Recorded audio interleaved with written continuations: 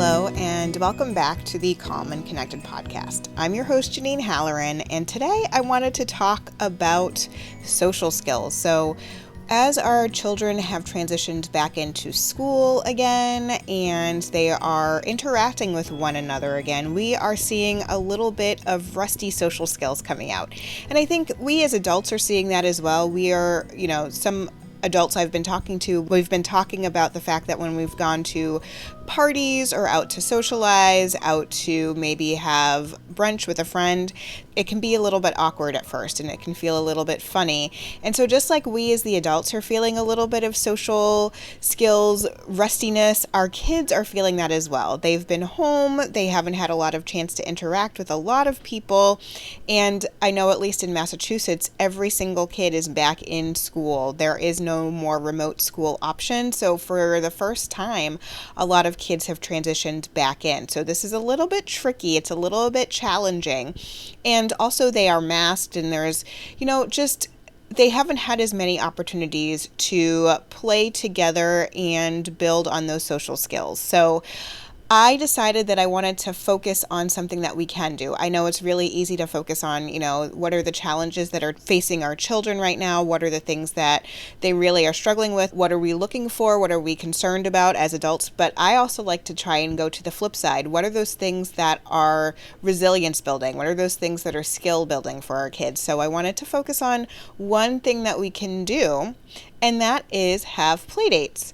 And I wanted to share with you some tips that I like to use when I am sharing ideas with families that I work with to really encourage having positive Playdate experiences and an opportunity to scaffold and build on social skills and do a little bit of practice just being around other people. So I just wanted to give you a few tips. And the first thing I always say to families is keep it 1-to-1. As soon as you add in more than one child that is playing with your child, the group dynamics are at play. You're dealing with multiple interactions, you're dealing with multiple kids, and how are they all interacting? That can be really tricky. It's much easier to be focused and to have a more positive experience if there's just one child playing with your child. And I know as a mom of two, and if you have multiple children, that can be a little bit tricky, but if your child is really struggling with social skills, I would say try and keep it one-on-one if possible.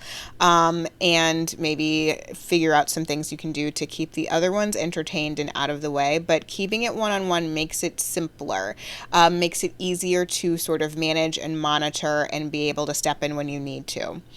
The second thing I would say is keep it short. It doesn't have to be like a day-long play date. That's too much, I think, for kids at this point. And just in general, if kids are struggling with social skills, they can pretty much hold it together for 1 to 2 hours, but past that point, you get tired, you get hungry, it's overwhelming sometimes.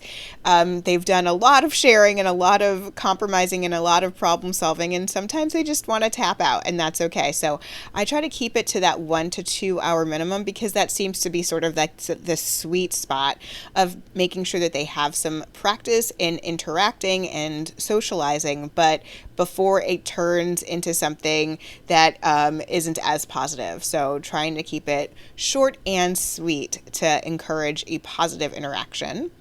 And the third thing I would say is have some sort of structure. I'm not saying that you need to have like a beautiful charcuterie plate out for their snacks, a lovely, all sorts of like different games and toys and activities out there for them, but give some ideas, give some loose structure to the time that they are spending together. So maybe that's meeting at a playground and that's the loose structure that they're at the playground. Maybe it's Legos or maybe it's arts and crafts supplies. Maybe it's building with Connects. Maybe it's doing an invitation to play or an invitation to create. So giving a little bit of structure so that they have something to do. It doesn't mean that they're going to do everything. I've set up tons of playdates where I have had a sort of structure available and they've gone in a very different direction and it's been successful. But it gives you an opportunity if things aren't going well to sort of redirect and, oh, here's something that you might want to try. Why don't we try doing this together? So giving them a little bit of structure, and sort of some backup plans if they get a little bit stuck and don't know what to do.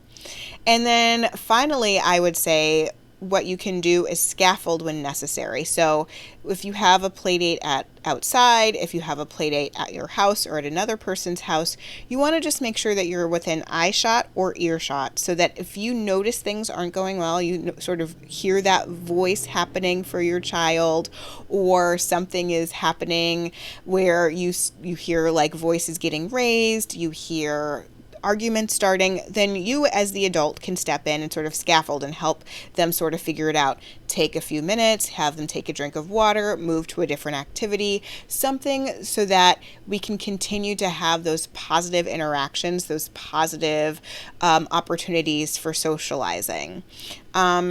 And keep building on those experiences. So you have a good play date, and then maybe you have another good play date in a couple weeks. Yes, they are rusty right now in terms of their social skills, but the best thing we can do is give them opportunities to practice. And I encourage you to try that using Playdates. If you are looking for some ideas, you get stuck and you don't know exactly what to do to structure a playdate, I actually have an entire book I wrote called The Ultimate Playdate Guide, and it's available in digital and in print on the store, and it's available on Amazon. So if you want to check that out, if you get really stuck and you don't know what to do, check out The Ultimate Playdate Guide. It might give you some ideas, and they're all focused on one-to-one playdates because that's how much I think it's such a great tool to use to help build kids' social skills. I wrote an entire book that's all about just one-to-one playdates. So check it out. And let me know your thoughts on that. If you like this podcast, please take a moment, share it with your friends and colleagues. And one last thing, don't forget about yourself. Take a few minutes, have a little fun, and have an awesome day.